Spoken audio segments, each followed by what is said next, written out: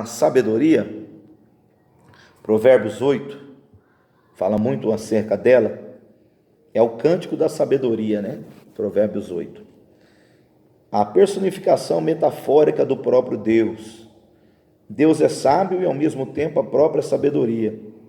Ele tem onisciência, presciência, onipotência e onipresença. Essas são as bases para a sabedoria eterna de Deus. É Ele a fonte de todo saber. Ele capacita homens para serem sábios, né? Em Tiago capítulo 1 diz que se alguém tem falta de sabedoria, peça a Deus que a todos Ele dá deliberadamente e não lança o rosto em terra. Mas se pedir, não peça duvidando, porque aquele que duvida é semelhante à onda do mar, né? Impelida e agitada pelo vento, de uma parte para outra, o homem duvidoso. Mas fé, né? Pedir com fé. Sabedoria Deus dá a todos deliberadamente, mas tem que pedir com fé. Com dúvida, não vai ter sabedoria. 1 Coríntios 12 fala um pouco sobre isso, em outra linha, mas aborda, cai na prova também. Não há causa ou loucura na sabedoria de Deus. Acho que é falso, né? Na prova, não há causa ou loucura na sabedoria de Deus. Sabedor de tudo e de todos os mecanismos que geram a dinâmica do mundo, como e onde cada ação resultará em uma reação, tanto a provisão de Deus como a providência dele. Combinam com ele que rege todas essas coisas para um determinado propósito. Na aula passada aprendemos sobre isso, né? O regente do universo, o Todo-Poderoso. No caso de nossa fé, o plano da redenção atende à necessidade humana para a salvação dos homens, antes mesmo da criação do mundo e da humanidade. O saber de Deus age na plenitude dos tempos, trazendo a providência necessária para tão grande feito. Soberania. Esse atributo garante a governabilidade absoluta, não absolutista, que é uma grande diferença, né? Daquilo que é absoluto e daquilo que é absolutista. O governo absoluto de Deus sobre a sua criação segundo a vontade dos propósitos. Os propósitos que equivalem a ele, são dele, que dele, por ele, para ele sejam todas as coisas, né? O cântico de vitória do apóstolo Paulo à igreja de Roma. Nós temos aí, Daniel 4,35, todos os moradores da terra são reputados em nada, se comparado a ele. E Mateus 20,15 também aborda um pouco acerca da soberania de Deus, e Romanos 9,21, a carta do apóstolo Paulo aos Romanos, capítulo 9, versículo 21, que é uma pergunta, né? Ou não tem o oleiro poder sobre o barro? Nós somos o barro, ele é o oleiro, ele tem o poder. Ninguém lhe concedeu esse direito superior, é inerente de si mesmo, vem dele, emana dele, visto que não há ninguém maior ou acima dele. Abre aspas aí, a doutrina da sabedoria de Deus, faltou um S aí, né? É uma doutrina muito útil e animadora. Se fosse para escolher qual seria preferível, ser governado pelo fatalismo cego, pela sorte caprichosa, pela lei natural irrevogável, pelo abre aspas, eu fecha aspas, pervertido e de curta visão, ou ser governado por um Deus sábio, santo, amoroso e poderoso? O que você escolheria? Por qual você iria optar? Quem rejeita a soberania de Deus pode escolher ser governado dentre o que sobra. Clark, né? D.I.S. Clark fala sobre isso. Atributos morais de Deus. A relação de Deus para com as suas criaturas é revelada diante da resposta humana, como aceitação dessas qualidades morais de Deus. Santidade. É possivelmente o atributo mais significativo de Deus frente à sua relação com as suas criaturas. Deus é puro e sua pureza moral norteia seus atos de justiça e de misericórdia. Ele não tem parcialidades, né? Ele é imparcial, né? O pai de José foi parcial, Jacó, fez uma túnica de várias cores, parcialidade. E deixou seus filhos, né? Eu uso o termo nas minhas ministrações, nos meus sermões.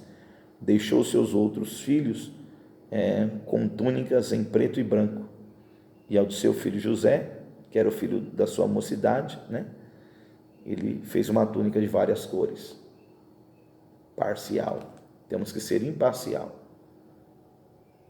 Nossos pais, né, faziam isso, né? É um pedaço igual para todos. Hoje as igrejas, elas sofrem muito com isso. Os líderes, os pastores são parciais com determinados departamentos, e imparciais com outros departamentos. São parciais concernente a algumas atitudes de determinados membros, e imparciais com as atitudes e condutas de outros membros. Devemos procurar a imparcialidade. É o termo que eu uso no meu livro Geazi era Inocente. Balança enganosa é abominação para o Senhor, mas o peso justo é o seu prazer. Injusto, bato justo, né? São medidas aí justas. Bom, continuando. Sua santidade condiz perfeitamente com sua sabedoria. Deus é santo, isto é, separado de tudo. Ontologicamente, ele é um ser totalmente distinto de natureza e de caráter em relação à sua criação. Santidade que gera transcendência, virando a página. Santidade que não se resume a simples questão de atributos, mas sendo a própria essência de Deus.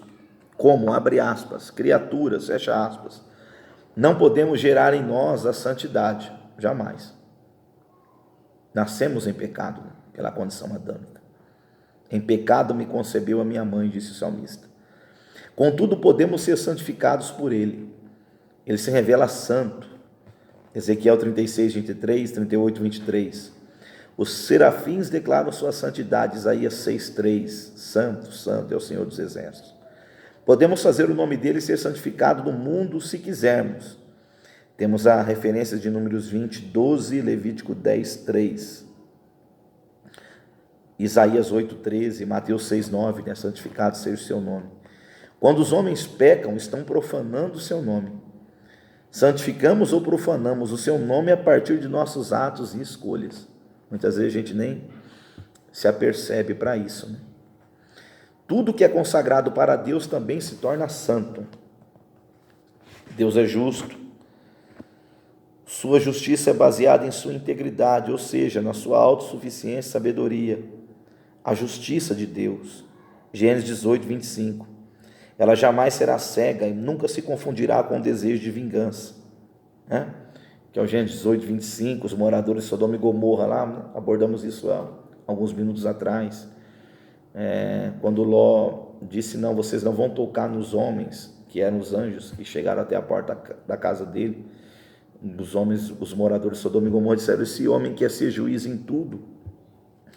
E nós vemos aí a justiça de Deus, ela não é cega e jamais se confundirá, porque antes de destruir Sodoma e Gomorra, né, há uma intercessão de Abraão, falando com o próprio Senhor, dizendo, Senhor, se tiver 50 justo, 45 justo, 40 justo, 35 justo, 30 justo, 20 justo, 25 justo, 20 justo, 10 justos. E Abraão para ali a intercessão, 10, pelo menos 10.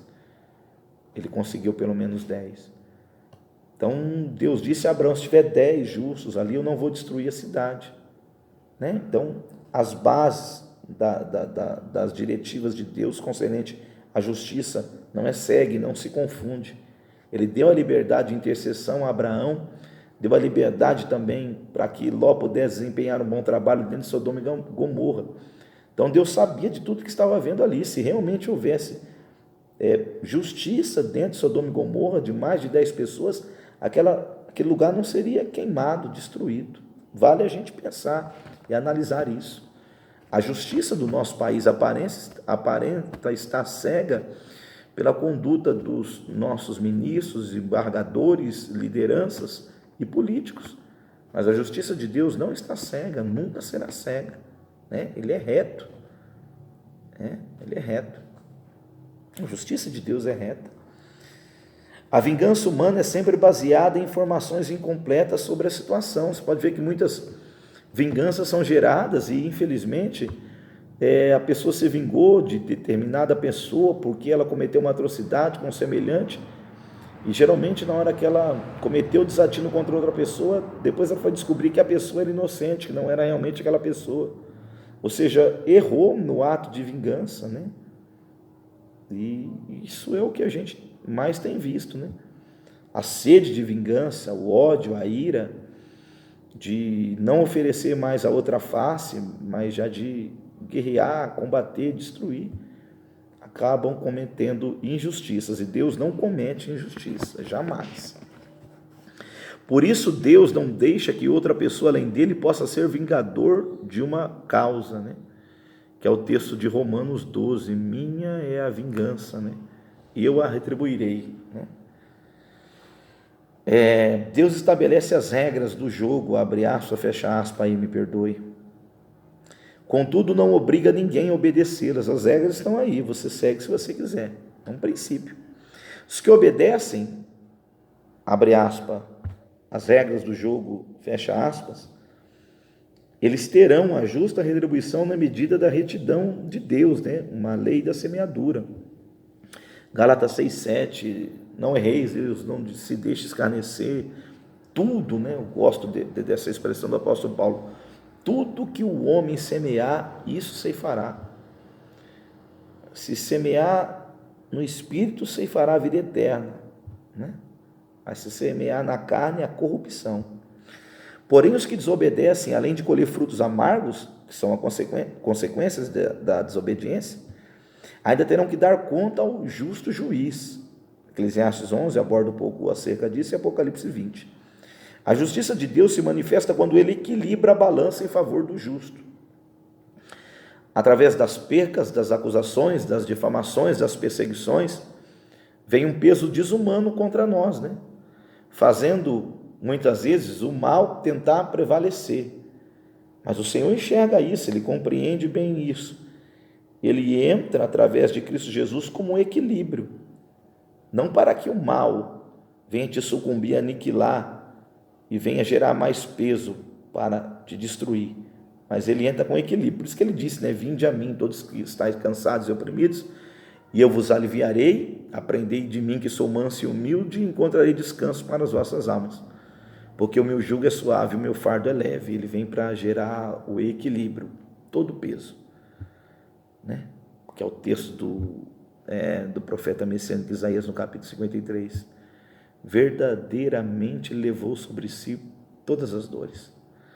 Um peso que a gente não suportaria carregar, o peso da condenação. Jesus entrou como equilíbrio, para que a balança não viesse estar pesada demais, um fardo pesado demais. Ele sofreu todas as atrocidades para equilibrar a balança. Então, quem muitas vezes gera o desequilíbrio nessa balança imaginária é o próprio homem através dos seus atos, enquanto Cristo Jesus sempre quer equilibrá-la. Guarde isso.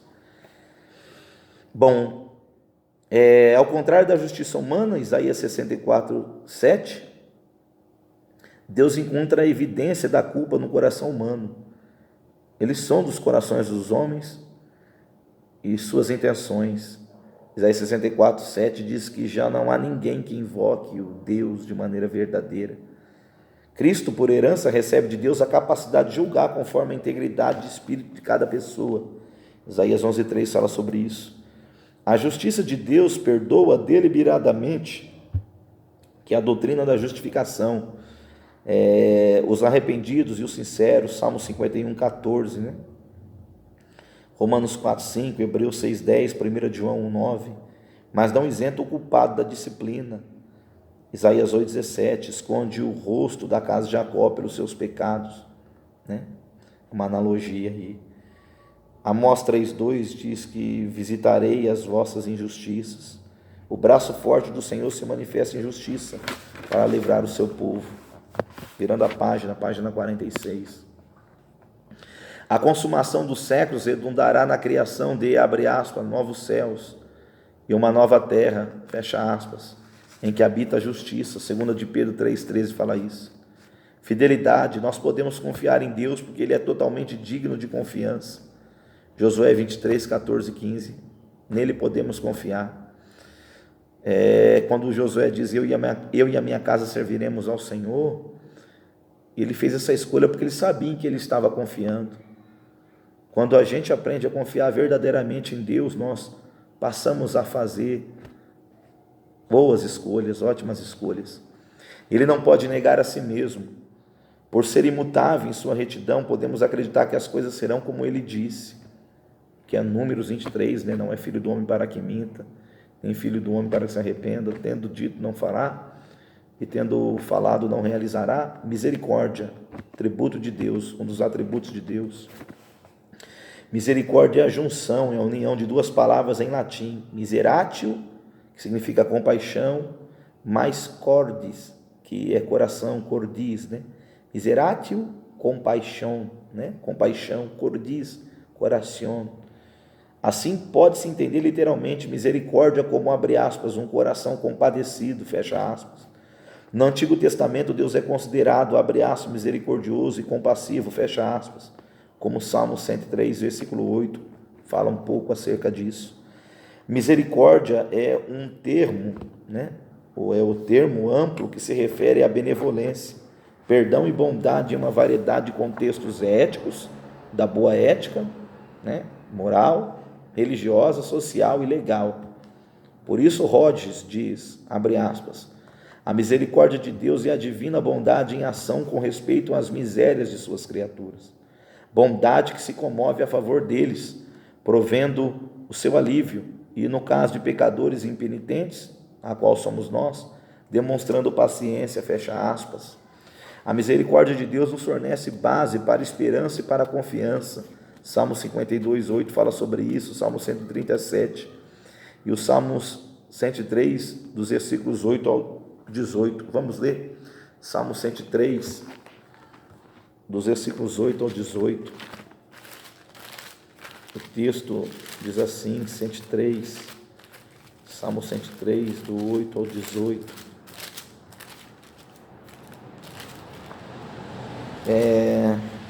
Misericordioso e piedoso é o Senhor, longânimo e grande em benignidade, não repreenderá perpetuamente, nem para sempre conservará a sua ira, não nos tratou segundo os nossos pecados, nem nos retribuiu segundo as nossas iniquidades, pois quanto o céu está elevado acima da terra, assim é grande sua misericórdia para com os que o temem. Quanto está longe o oriente do ocidente, assim afasta de nós as nossas transgressões. Como um pai se compadece de seus filhos, assim o Senhor se compadece daqueles que o temem, pois Ele conhece a nossa estrutura, lembra-se de que somos pó, porque o homem são seus dias como a erva, como a flor do campo, assim floresce, pois passando por ela o vento, logo se vai, e o seu lugar não conhece mais. Mas a misericórdia do Senhor é de eternidade a eternidade sobre aqueles que o temem, e a sua justiça sobre os filhos dos filhos, sobre aqueles que guardam o seu conserto e sobre os que se lembram dos seus mandamentos, para os cumprirem. Salmo forte, O amor, mais um dos atributos de Deus. Deus é amor. Já se tornou até nome de igreja. Não amor romântico ou ingênuo. Não a infantilidade, um amor infantil, frivolidade, coisas fúteis, que mudam rapidamente. Ou fúteis, inúteis no amor de Deus. Não, o amor dele não é isso não. Infantil, cheio de mudanças com frivolidade, ou fútil, inútil, superficial. Isso não é amor não. De Deus, não. Estão confundindo o amor de Deus. O amor de Deus é manifesto na criação. Olha o amor, que é um termo mais clássico de João 3,16. Porque Deus amou o mundo de tal maneira que deu seu Filho unigênito para que todo aquele que nele crê não pereça, mas tenha vida eterna. Isso é amor. Não é um amor infantil, não é um amor frívolo, não é um amor fútil. É um verdadeiro amor. Verdadeiro amor, consciente, maduro, sólido, abrangente, envolvente. Quanto amor ele tem por mim, já dizia a canção. O amor de Deus é manifesto na criação, no cuidado que teve para preparar tudo para a sua criatura. Em Gênesis 1, leia Gênesis 1. Gênesis capítulo 1, Gênesis capítulo 2, você vai ver os cuidados do Senhor na criação, e viu Deus que era bom, né? São 7 dias aí, mas colocamos 6 dias, né? Na teoria de intervalo pode ser 60 dias, 600 dias, 6.000 dias, pode ser 6 milênios na doutrina da teoria de intervalo, né? Todo cuidado, né? Tudo calculado, não bagunçado, desordenado, amor. Coisas que são realizadas, construídas com amor, elas perduram, meus irmãos, elas perduram, elas transcendem tempos e eras. O amor dele se manifestou à humanidade perdida, e a maior demonstração do amor de Deus se revelou em Cristo no Calvário. Referências de João 3, 15, 17. Bondade. Na verdade, toda a criação existe e subsiste por causa da bondade de Deus, isso é verdade. Sem a benevolência e a paciência de Deus demonstrada através de seus atos de benignidade, Salmo 136, a criação nunca teria deixado de ser um projeto na mente de Deus ou estaria em franca situação caótica. O grande embate filosófico dos séculos é o eterno dilema. Olha aí a pergunta: se Deus é a fonte de toda bondade e de tudo que é bom, por que a maldade e coisas ruins em sua criação? E como ele permite isso? Ele é impotente diante das calamidades promovidas pelo mal? É os embates filosóficos desse século. Tamanha tantas tragédias que nós temos acompanhado no nosso país e no globo terra, certo? Porque se Deus é bom, coisas ruins acontecem, mas nós aprendemos, são por escolhas humanas, fatores humanos, intempéries humanas. Podemos sequenciar as respostas dessa forma. A primeira resposta para a primeira pergunta: se Deus é a fonte de toda bondade, tudo que é bom, porque a maldade, coisas ruins em sua criação. Primeiro aí, ó. Primeiro, Deus não é responsável pelo mal, porque tudo que Deus criou era bom. Gênesis capítulo 1 e 2, você vai ver isso. Mas Deus deixou a terra para suas criaturas, e o que a criatura fez? Corrompeu, ou tentou corromper o sistema de Deus. A criatura deu vazão à tentação, né, pela serpente no Éden. Homem e mulher, mulher e homem, enfim, ambos uma só carne, deram vazão. E o projeto de Deus chamado Éden, o jardim dos prazeres, né, se corrompeu por causa da condição humana, da escolha humana, da criatura. Elas são moralmente responsáveis perante Deus e seus atos promotores da maldade. Deus é todo-poderoso, portanto não está inerte, paralisado, petrificado ou anulado pela ação do mal. Pelo contrário, se o mal existe, ainda que não seja uma obra dele, existe por sua permissão. Não temos a visão global do porquê Deus permite o mal agir, mas sabemos que ele está no controle de tudo, para que assim haja um propósito em tudo, teleios. Não é fatalismo, e sim o sinal de que Deus, santo e justo, sabe quem são os responsáveis de cada maldade para levá-los a juízo. Apocalipse 20. O mal não é bom. Entretanto, o mal pode vir a, abre aspas, cooperar, fecha aspas, para estabelecer atos de bondade, né? O apóstolo Paulo disse, né? Se não fosse pela lei, ele não teria conhecido a graça, porque a lei diz: não pecarás, não adulterarás. Os maus serão silenciados quando os bons se manifestarem. É uma frase do Martin Luther King, pastor batista: o que me assusta não é o grito dos maus, mas sim o silêncio dos bons. Temos inúmeras histórias bíblicas que relatam como o mal praticado por alguns resultaram em bênçãos inauditas para outros. Termo clássico de José. Não podemos justificar a conduta dos seus irmãos por o lançarem na cova, o invejarem e o venderem aos ismaelitas, midianitas, né? Depende aí da sua tradução bíblica. Mas lá no final da trajetória, já lá no livro do Gênesis capítulo 50, após José ter reencontrado seus irmãos, ele disse: não venham ficar tristes, né? Fustigados por estarem nesta condição, por eu ter passado tudo que eu passei. Aquilo ali foi permissão de Deus. Através dos atos de vocês fizeram com que eu viesse aqui, viesse dar continuidade ao legado da nossa própria família, porque a fome iria chegar no mundo, né? De uma maneira direta ou indireta.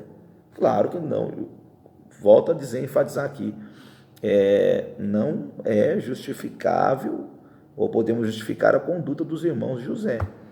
Mas já que aconteceu por vontade permissiva, desencadeou um bem para eles lá no futuro, porque se José não se tornasse governador, quem iria cuidar deles? Embora no próprio sonho dele, no Gênesis capítulo 37, eu abordo isso em meus sermões, em minhas ministrações, é uma linha de pensamento, que quando ele viu o sol e a lua, Deus estava dizendo para ele, diretamente, indiretamente, qual seria o país que ele iria governar. Primeiro, o sonho dos feixes e dos gravetos, liderança familiar. E o segundo, do sol e da lua, Deus Ra, Deus Sol, e todas as miríades de pseudos deuses do Egito, ele iria governar. A morte de Cristo resultou na restauração da aliança entre Deus e um homem. Se Cristo não morre, o que seria de nós? Nenhum homem, nenhum animal poderia oferecer o sacrifício perfeito. Males que vêm para o bem. Pelo menos nessa conotação aí. Há uma coerência na criação.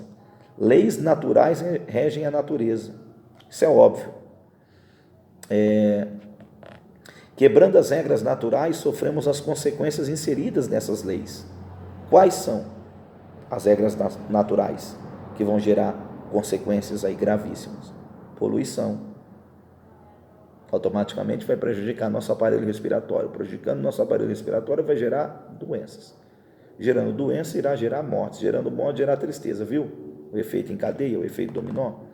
Acidentes de carros, atropelamentos, má alimentação, que é um dos males desse século, doenças sexuais, aquecimento global, derretimento das geleiras, aquecimento das águas do oceano, aumentando aí a altura dos mares, dos oceanos, vai gerar problemas aí gigantescos para muitas baías e cidades e regiões litorâneas.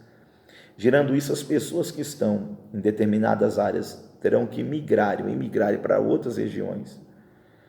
Migrando para outras regiões, muitas vezes as regiões não fornecem uma condição de emprego, não fornecem as condições ideais para a moradia dessas pessoas. As pessoas que vêm de outras regiões, outros países, vêm com outros costumes, outros hábitos, vai gerando uma miscigenação, e isso afeta todo o globo, Terra, humanos, criaturas, seres, de maneira em geral. Mortes inocentes, quantas tragédias aí nós temos visto, são resultados das regras que foram quebradas, os princípios, que é o Salmo 13, Se desfizerem os fundamentos, o que será do justo? O Salmo 13, deixa eu procurar aqui.